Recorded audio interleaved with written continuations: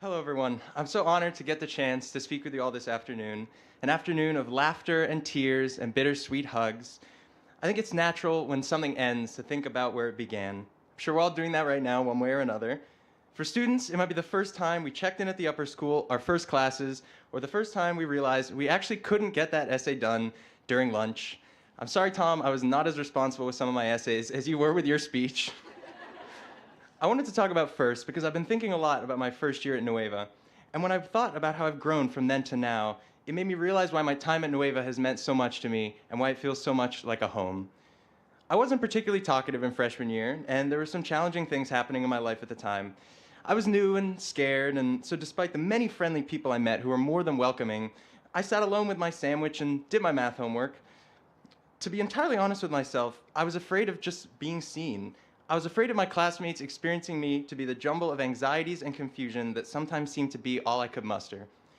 So, for the most part, I chose to eat my lunch alone for that first year. Now, this is not to say that I didn't have any fun times at all. I still have very fond memories from freshman year, and I still met many people whom I deeply love to this day.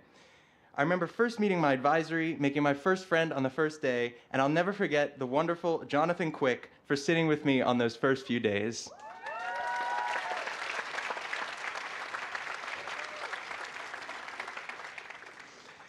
After I got to 10th grade, one day, someone I didn't know came over to me as I was sitting by myself at the table.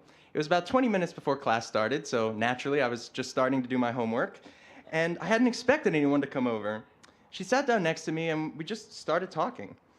I was amazed that this spontaneous connection, this thing that I both wanted and feared to pursue, could happen so simply.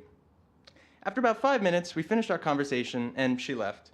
But she continued to come and check in on me a few times a week for a couple of months.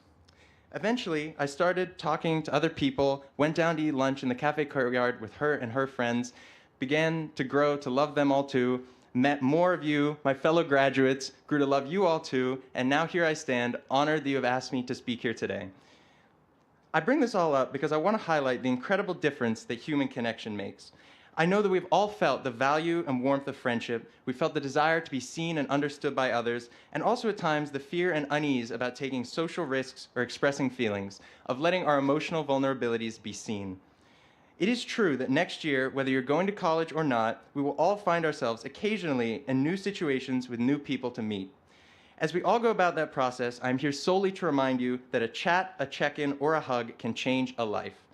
Though to some this may sound naive, I firmly know this to be true. I'm telling you from personal experience that I know the power these actions have, and I know that you all have this power too, and that is because you showed it to me. Class of 2025, you pulled me from the depths into the light and showed me through powerful example that it is always fruitful to be kind, it is always worth it to love, and it is never wrong to feel. Each of you has made your mark on my life, and the summation of these marks has helped make me who I am. In the future, when we find ourselves in new spaces, when we might feel that old tingle of anxiety, fear, or isolation, I believe that we can be two kinds of people at once. First, a person who reassures themselves, trusts and reflects on their beliefs, and commits to opening up to people. And second, a person who seeks out the realities and truths of others, a person who desires to truly see and understand those around us. You can all continue to be those people as you've already been. You can approach someone new or deepen a connection with someone you've just met or simply express earnestly the feelings you have for someone. I hope that we all allow ourselves to see and be seen because the magic of connection is in perception, in the ability to see someone for who they are and love them for it. I see in each and every one of you something remarkable, something that feels inexpressible in mere words, which is rather unfortunate because speeches rely fairly heavily on words. But if I can leave you with one thing, it should be my thanks.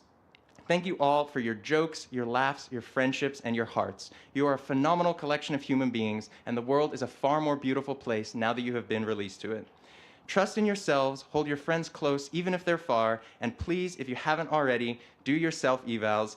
I have not finished mine either. Barack, I will email them to you, I promise. But seriously, I love you all. I wish you the best of luck in the future. I know how lucky your future roommates, friends, and communities are to have you. I will miss you all, and I cherish these years of wonder that you have given me. In the film Dead Poets Society, Robin Williams says, "No matter what anybody tells you, words and ideas can change the world."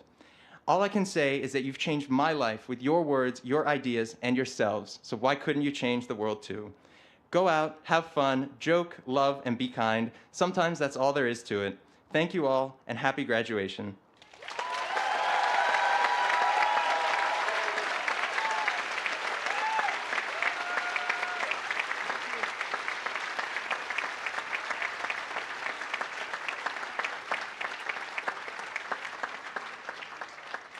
Now I'd like to invite my fellow graduates, Talon and Cami, to the stage for a performance of When You Believe, written by Stephen Schwartz for the Prince of Egypt.